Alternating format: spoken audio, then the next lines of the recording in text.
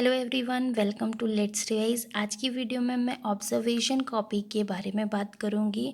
Observation copy आपकी BEd third semester में बनाई जाती है। जब आप अपनी क्रिटिसिज्म और लेसन प्लान्स बना रहे होते हो, उसी के साथ में आपकी ये ऑब्जर्वेशन की कॉपी भी बनती है। बहुत सारे बच्चे जब ये फाइल बना रहे होते हैं तो उनको क्लियर नहीं होता है, क्योंकि वो कॉलेज नहीं जा पा रहे होते हैं या उन्होंने कोई क्लास मिस कर दी होती है, तो उन्हें डाउट्स रहते हैं और उन्हें मतलब मटेरियल नहीं मिल पाता है या डाटा नहीं मिल पाता है कि क्या चीज़ें कैसे करनी है। तो इस वीडियो की मदद से वो चीज़ें आपकी सॉल्व हो जाएंगी। तो हम बात कर लेते हैं ऑब्जर्वेशन कॉपी की। पहले हम देख लेते हैं ऑब्जर्वेशन कॉपी बनाई क्यों जाती है। जब आप अपनी लेसन प्लान पढ़ा रहे होते हो, जब आप अपनी टीचिंग की प्रैक्टिस कर रहे होते हो, तो उसी टाइम पे जिस तरह से आपकी क्रिटिसिज्म कॉपी बनाई जाती है जो कि आपकी टीचर्स लिखती हैं, उसी तरीके से आपकी एक ऑब्जर्वेशन कॉपी बनती है, जिसमें आप जो बच्चों को, जो आपके साथ में टीचर्स हैं जो टीच कर रहे हैं, उस टाइम पे पढ़ा रहे हैं, वो उनसे आप क्या ऑब्ज़र्व करते हो, मतलब वो क्या चीज़ें कर रहे हैं, वो सारी चीज़ें आपको इस कॉपी में लिखनी होती है। क्योंकि आप जब टीचिंग प्रैक्टिस कर रहे थे तो उस टाइम पे आपने अगर पढ़ाया है तो अपने साथ वाले टीचर्स को पढ़ाते हुए देखा भी होगा, तो वो भी आपको करना है। तो इसमें आपको क्या करना होता है, ये कुछ फॉर्मेट है आपका ऑब्जर्वेशन का, यही आपको फॉर्मेट बनाना होता है। क्रिटिसिज्म की कॉपी में जो मैटर होता था वो टीचर लिखती थी, बट यहाँ पे आपको खुद को लिखना है।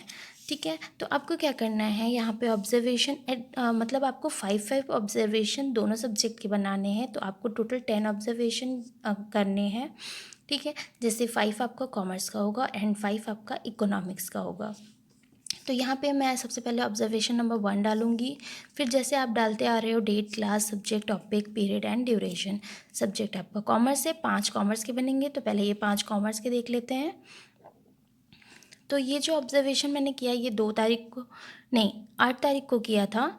जो टीचर था वो क्या 11th क्लास के बच्चे को पढ़ा रहा था, क्या पढ़ा रहा था, बैंक पढ़ा रहा था।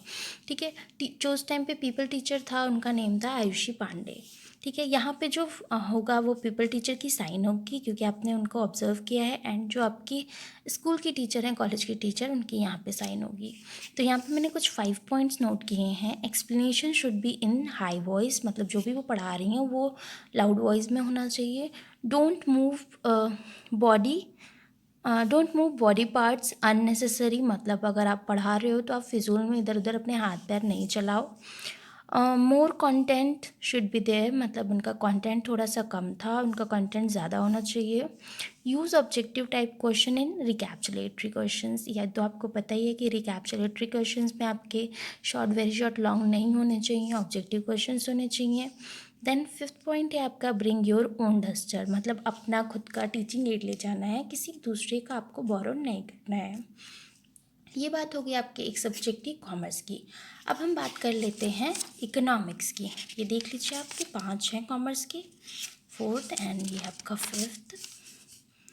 6th वाला है आपका ये इकोनॉमिक्स का, इसको भी देख लेते हैं। ये भी सिमिलर है, इसमें कुछ भी डिफरेंट नहीं है, कुछ भी अलग नहीं है। जैसा आपका बाकी का 5 है कॉमर्स वाला, उसी तरीके से ये भी है। इसमें भी आपका observation number, date, class, subject, topic, subject में आपका इकोनॉमिक्स हो जाएगा, पीरियड, ड्यूरेशन।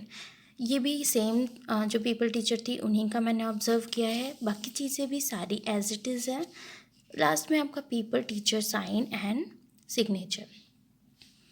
इसका एक एक कुछ भी आपको कॉपी करने का ज़रूरत नहीं है, क्योंकि आप जब यहाँ पे इसको वो करोगे, ऑब्ज़र्व करोगे, तो आप आराम से इनके पॉइंट्स लिख पाओगे। और अगर आप पॉइंट्स नहीं लिख पाते हैं तो आप यहाँ से भी पॉइंट्स लिख सकते हैं। मैं आपको ये शुरू से दिखा देती हूँ, तो आप जो पॉइंट्स इसमें मेंशन है वही पॉइंट्स आप नोट कर सकते हो।